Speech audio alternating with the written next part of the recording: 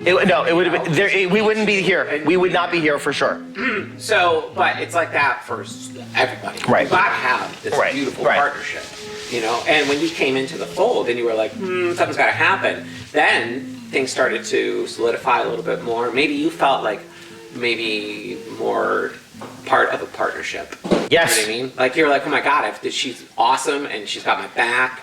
And I've never had this in this way before. Like you have his back as a partner and his wife, and you have hers as her husband. But when you're in this business together, it's like, okay, now we've got a team, right? Where you didn't have this team in here. I'm just like kind of analyzing. My father used to say 1 and 1 is 11 when done correctly. Yes. And it's incredible that exponential growth happens when you're on the same platform, but the wheels have to be turning at the same speed. Yep. And it's got to be the same understanding. And my uncle from my mother's side, which is ironic, he actually told me something that was an epiphany for both of us. He said, listen, Fahim, you are married to Seema, but understand that you are her partner while you're in the business. And I hope this piece of advice resonates with so many husband and wife or partners or spouse type relationships that are working in businesses. He says, you have to completely differentiate your home life versus your business life. Yes. So anything that has to do with your business, you have to be involving her in 100% in taking her opinion and then together adding the service or removing the service. And we've done that so many times. We've added stuff and it's helped us. And then we decided it was time to let go, and we let it go because we had to add another service. And that couldn't happen if we didn't treat each other like professional partners in a business separate from our married life. And then our daughters actually taught us this other lesson, the second part of this, at the dinner table, saying, you know, Mom and Dad, can you not talk about business at home? So we have to, because it just flows. it just flows, but our kids taught us that. And I think we as parents need to learn that lesson, that we have to, like, we want our kids to leave their cell phones away from the dinner table, away from the home, or when they come in, they want conversations. Well, we have to learn from our kids. We have to leave our conversations and stress and business at the door. And we really actively try to do that. Doesn't work all the time, but we really do. Yes, most of the time. Now, if we want to talk about business, we'll physically go in the basement, talk for 15 minutes, and have a conversation for next day, and then come back upstairs. That's awesome. Like, I just picture a light hanging over a coffee table. Yes. Like whispering, kind of like Quickly. Right. What are we going to do about this? Right. Right. But that's awesome, and my parents did the same thing. Right. You know, because they learned the same way, but we didn't. It was just organically, like over the course of time. I think my mom was like, "Tone, back it down. This is family time. It's dinner. Let's hang out. Yeah. Leave it. It's fine. It'll be tomorrow. And if it needs to get addressed, we'll address it when the kids go to bed or da-da-da-da." So, but when you came in and you start scaling this and you go, your landlord says, we're going to redo the building, and then you go to the conference. Now you're blossoming. Now things are starting to really open. Yes. Exactly. And you're giving too. Yes. Oh, of course. So all of this, like, not that you weren't before, but everything starts like going like this. Yeah. Right? It's like butterflies. Yeah. Right? Now we've got all this beauty like starting to happen, all this flow, and you start getting into your path in 2015. So how long did this process take to renovate this? A year or so? Yes. So 2016, February, the warehouse shell was ready. Okay. And we launched the mailboxes in June of 2016. Wow. So. And in less than 4 years, we are now on the map for digital mailboxes for Canadians. We have a lot of Canadians. So we get about 3 to 4 new Canadian clients for our package holding service or our mailbox service a week. Wow. Mm-hmm. Well, digital mailboxes, are you familiar with digital mailboxes? No, what is it? So it's a concept where we have the physical mailboxes. Okay. And digital mailboxes are whole soul only online. They have a mailbox with us, a street address, and a suite number online. Oh, that's cool. And where they can sign up on islandshipcenter.com. They can sign up on islandshipcenter.com. They have to fill out the government forms 1583, and that's everything's done online. It's on our website. And when they sign up, they're able to receive mail, packages, and at this address, we sign them off if they need signing off on. Okay. And once that mail piece comes in, we will individually take a picture of it, send it to them. Everything's done via app. They don't need to come in. There are many of our clients that we haven't seen a their faces at all. That is a great It can concept. be across the world, and they have a location here. Yes. Is this Right. brand new? Like, It's brand- relatively, it's 2014, so yes, it's relatively Never heard of it. right. So we have clients in Turkey, in Spain, Well, sure. of course in Canada, Right. but we are managing, so we have all their IDs, their government IDs, they're completely secure. Right. We have their credit card information and their IDs, everything matches. We have everything on file, and What a cool concept. Yeah. Right? yeah, and a lot of the Canadians, they come in to pick up their mail once a month or their packages once a month, and then we are able to market them and offer them our other services. Right. We don't have to sell it to them because they need, so print and ship solutions for Canadians traveling to trade shows. Right. You know, send us the file, Yeah. meet it to at your hotel. It'll be ready for you. Mm-hmm. Wow, that's a great idea. Holy cow. Yeah. All right. So that's among the 63 services we offer now. You have Yeah. 63. We have 63 in-house. And training that to those guys up there, is that, It takes a full year I'm of sure. full-time job training. Like, Right. this is what we have learned. If they're working 40 hours a week, they need a full year. okay, that makes sense. That's a lot. And we've got 20-hour team members. Yeah. So it'll take them 2 years. Higher on personality, train on skills. Always, always, always. Right. And people don't get that. No, because it's really reversed in this country to a large degree. Now, granted, you gotta fit the bill, but Right.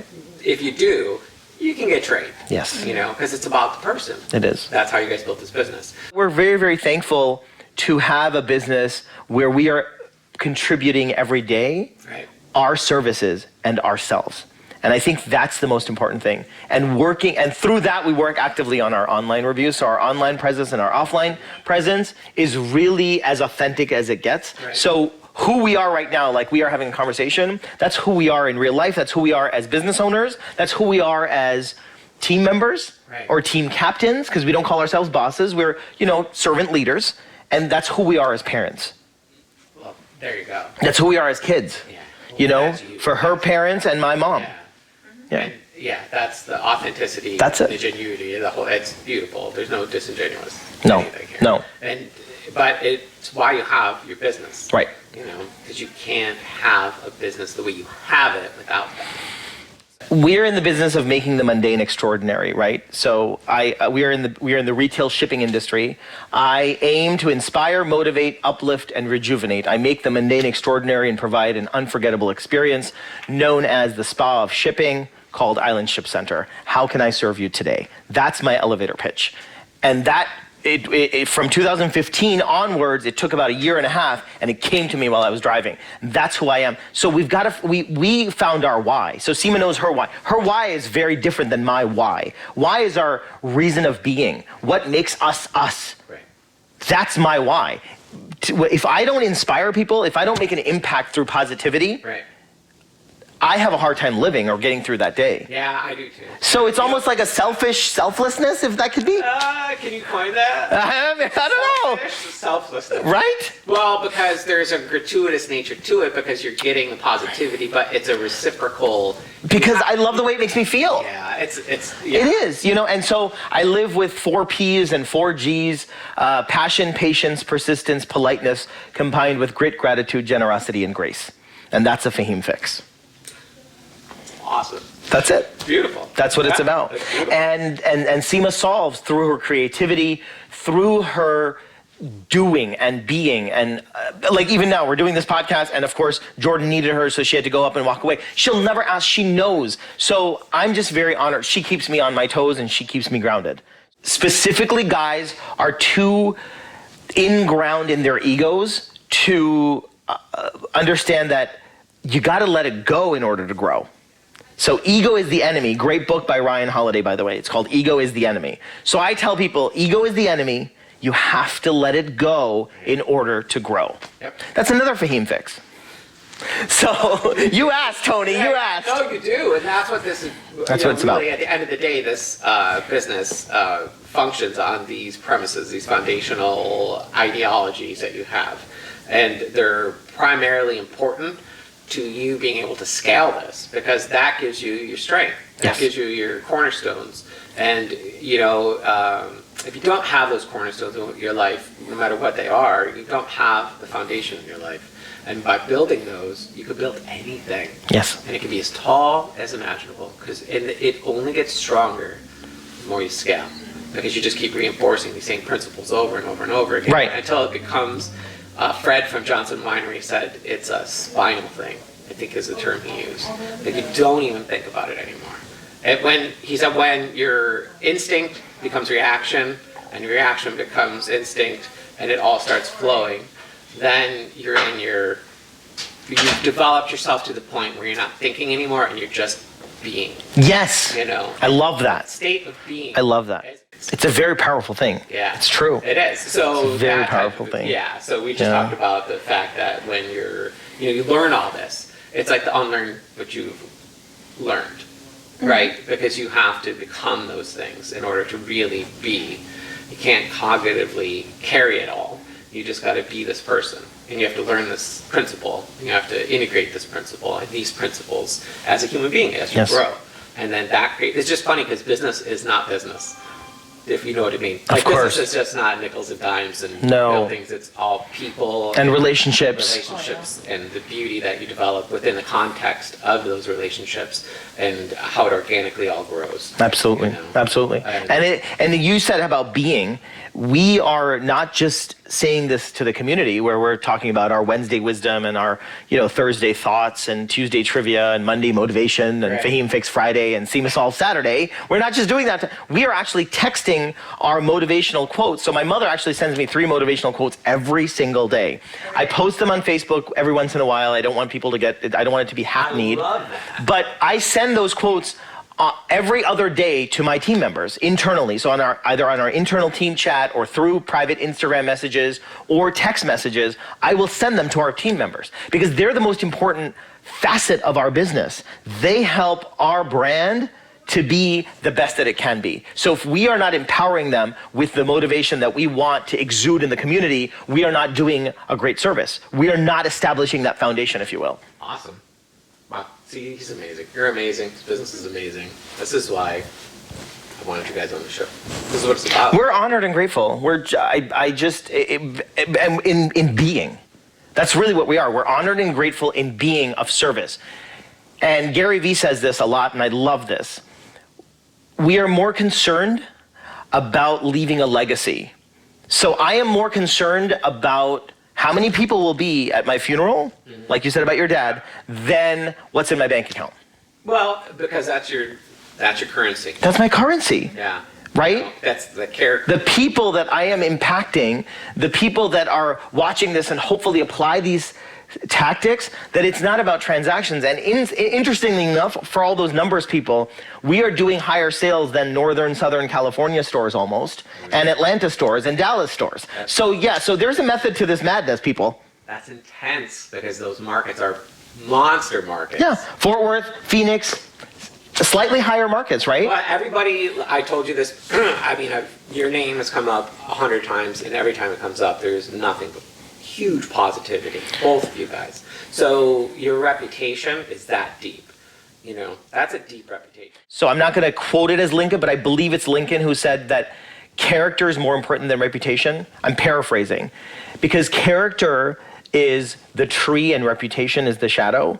So if we don't work on our tree and our roots and who we are internally and privately, then our reputation will slowly wither away. And you see that outside in society. So we're constantly working on ourselves and rectifying, in controlling our feelings and our emotions and making sure that we ourselves get rejuvenated and get well rested and get more positive and also correct ourselves in terms of ill feelings or emotions that we might have as human beings. Right.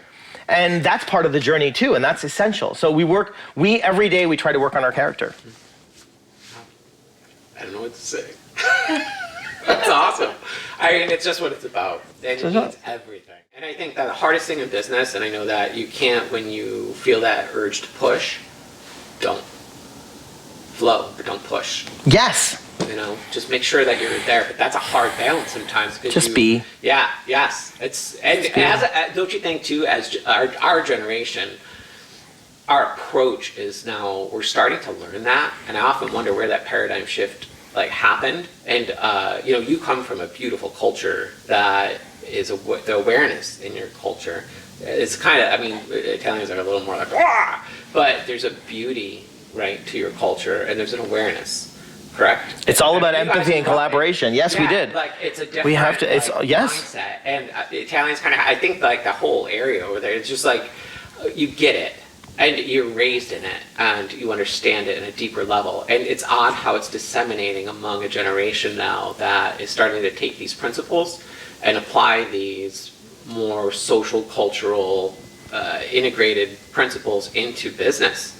Where in the past, our parents' generation, the American mid-century to late century, that wasn't the case. Correct. People are starting to understand that life is business, business is life.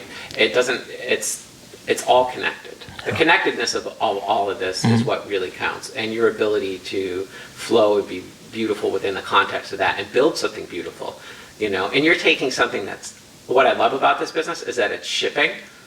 And it's a very pragmatic business. And you turn it into something beautiful. That's a success story beyond a success story. Because you took something that most people don't even think about, that just, it's an action. I'm going here, I'm shipping this package. Right. And you've turned it into another thing. Most people, this we recognize, most people aren't as fluid as we are. Right. You know, they're not as, it's almost like you have to be like ADD in business because talk about that a lot, actually. you've got to, as business owners, we're surfers. We are, so when people talk about the onslaught of Amazon, and this you can put on air, when people talk about the onslaught of, I look at it as a surfing opportunity. How high is the wave? I'll go higher because I've got a surfboard.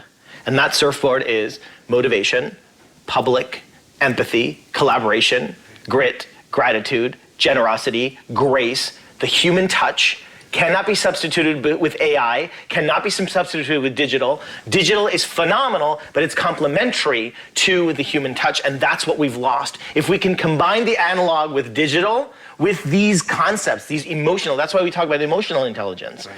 With EQ, you combine IQ, and you have the human touch, then the technology is phenomenal. It'll take you far. But the technology is like gasoline. If you don't have the car, what are you putting gasoline in? That's empty. You know, because you have to have that. The integration of human. The engine, the skeleton, the heart. What about the heart? And I think Alibaba founder, he said this. Jack Ma.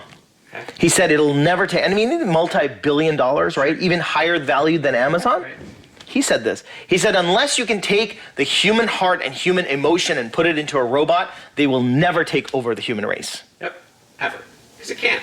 It's going to stop at some point because it has to. It's inherent in the technology. Right. Now what happens if you can integrate emotion and they can learn, who knows? But the emotional intelligence is what separates us. And we're not denying that. Keep in mind, I'm not negating it. I'm saying that you have to integrate it into society Into such a way. properly. Yeah. And right now there is a huge disconnect. There is. You know, and it's like this black and white type of thing. And it's merged a little bit, you know, but the human element of this, and that's where people get freaked out about internet commerce and and you're seeing a resurgence of the right type of retail.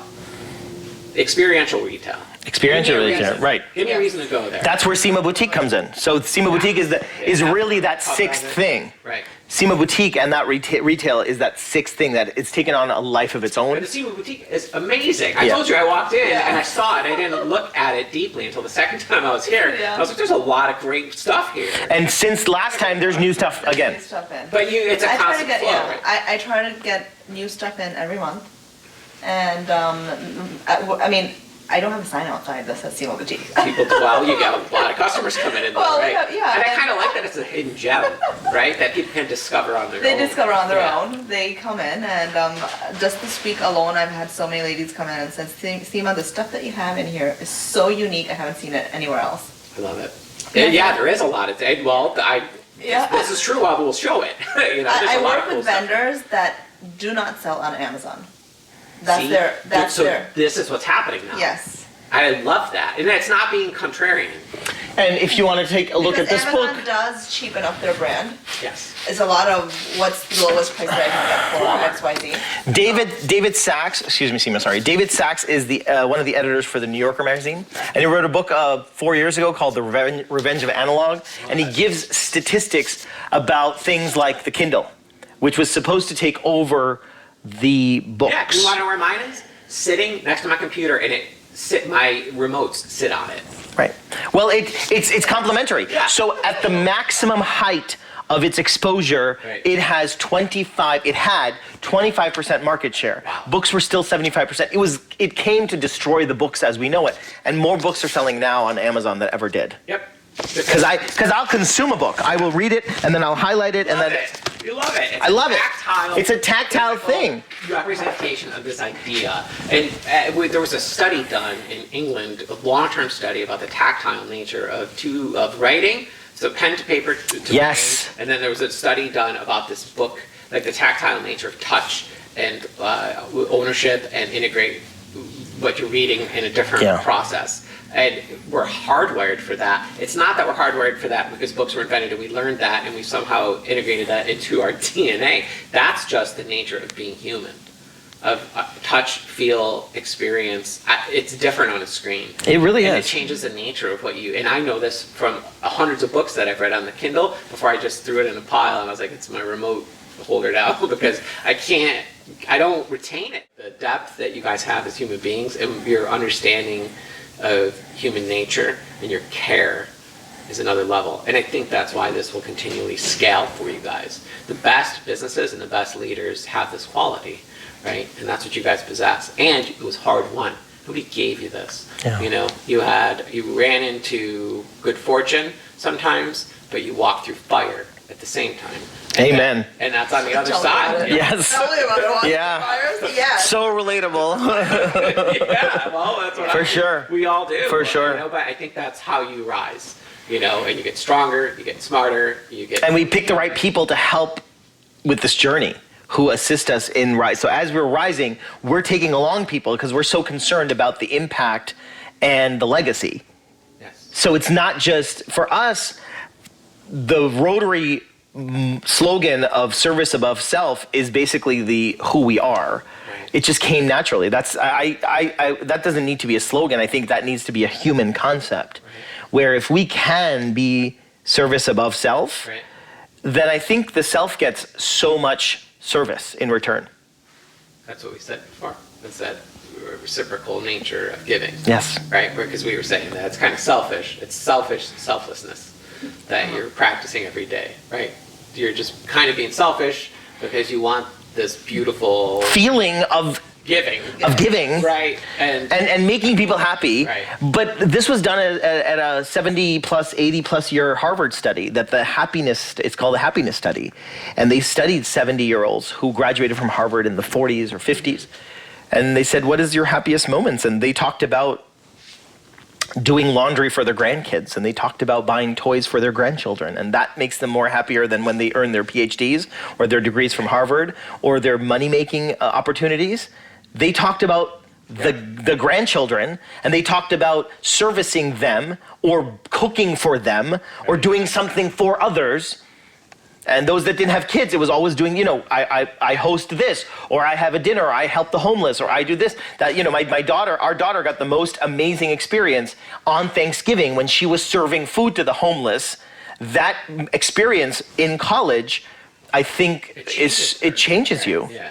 It's amazing. It is. And this insular world that we live in, for a lot of us, the loneliness epidemic is based on the fact that we can't share in the way that we used to. And giving is a huge part of sharing. Yeah. If you're sharing, what does that mean? That means one of us is giving, and both of us are really giving. Right. Right? Somebody initiates that give. That equals the share. So when somebody comes in and for a transaction here, you're giving of yourself. You guys. This isn't the accountant. Right. Right. Yeah. Right. That. Definitely. It's not that experience. Yeah. We can circle all the way back to that moment, that seminal, that changed the course of your life, Yes. right? To that moment of inhuman interaction where it just didn't work. And you took something that is totally usual, boring, mundane, pragmatic, I gotta do this chore, and you turned it into something beautiful. And you accentuated it with that store up front. Seam shop. Yep. Right? It's beautiful. you know, that you can do this. Yeah. And you know, at least 50 to 100 people since I've met you, your name's been brought up, what other clients you have, and then everybody glows. It speaks for itself. You know? Thank you, Tony. That means a lot. And Yeah, if people awesome. want to communicate with us, hashtag Spa of Shipping, hashtag Fahim Fix, hashtag SEMA Solves. Those are the 3 hashtags that we use across the board on all social media channels. And of course, you know, so it's not just islandshipcenter.com. If you go to spaofshipping.com, it'll forward to our website. You can get in touch with us that way. If you want a message or if you want to send us an email, your thoughts, whatever you want to do in terms of if this motivated you, inspired you, we don't want anything back except you telling us that you paid it forward. Perfect.